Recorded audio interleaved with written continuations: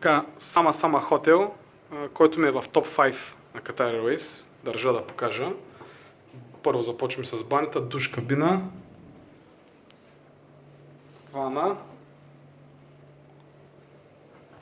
огромен гардероб с огледало, още един гардероб, бар, кафета, уникална плазма, king size bed,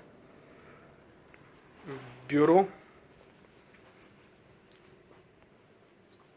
Всичко е с тъчскрин.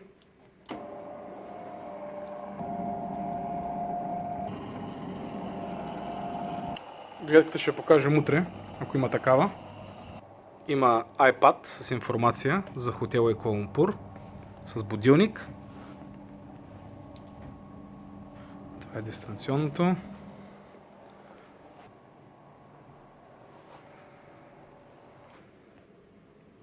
Да се направим студено, че е доста жега.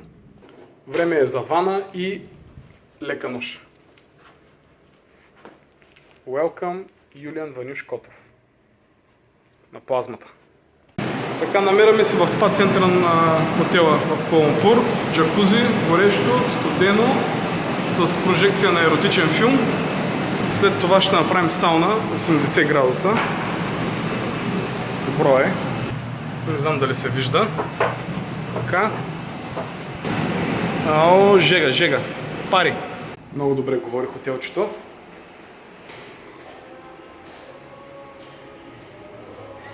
В залата сцепихме.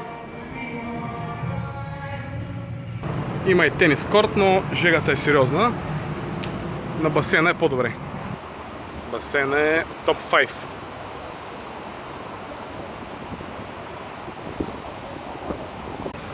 Басейнчето в Куала Лумпур говори много добре. Водопади, селфита, колата на летището.